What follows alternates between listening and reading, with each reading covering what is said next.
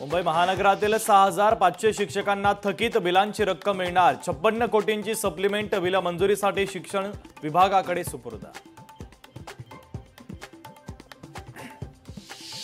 छत्रपती संभाजीनगरच्या बाबासाहेब आंबेडकर मराठवाडा विद्यापीठातील कुलगुरू अप्र कुलगुरूंना खंडपीठाने बजावली नोटीस। पीएचडीच्या प्रवेशासाठी गाईड उपलब्ध नसल्याबाबत याचिका दाखल।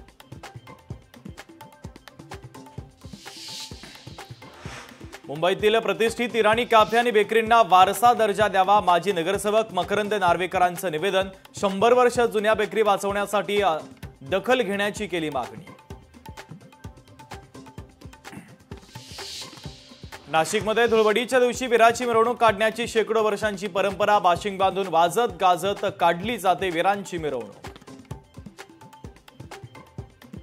मावळमधील पांडवकालीन घोरबडेश्वर महादेव मंदिरात विविध रंगांचे उधळण करत आरास। ही आकर्षक आरास पाहण्यासाठी नागरिकांची गर्दी। नाशिकमधील गोदावरीच्या पाण्यावर जलपर्णीची हिरवी चादर पसरली। चांदोरी सायखेडा परिसरात जलपर्णीने कोंडला गोदावरीचा श्वास। जलपर्णीमुळे गोदावरीचं पाणी होतंय प्रदूषित। पंढरपूर भक्त निवासातील हॉटेल ठेका दिल्यानं भाविक नाराज। थाळी थेट 3 पट महाग। मंदिर समितीने हॉटेल चालवण्याची भाविकांची मागणी। पुण्यामध्ये लाचलुचपत विभागाची मोठी कारवाई। 3 बड्या अधिकाऱ्यांच्या विरोधात गुन्हा दाखल। एका कॉन्ट्रॅक्टरकडून 42,000 रुपये लाच मागितल्या प्रकरणी गुन्हा दाखल। दिल्लीमध्ये घरात महिला आणि मुली मृतावस्थेत आढळल्या। आर्थिक अडचणीमुळे आत्महत्या केल्याचा पोलिसांचा संशय। पोलिसांकडून संबंधित घटनेचा अधिकचा तपास सुरू।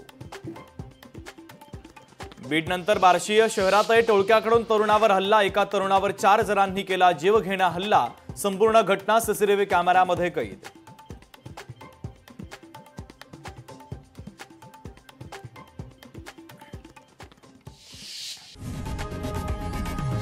लोकशाही मराठी ऐका, पहा, जागरूक रहा।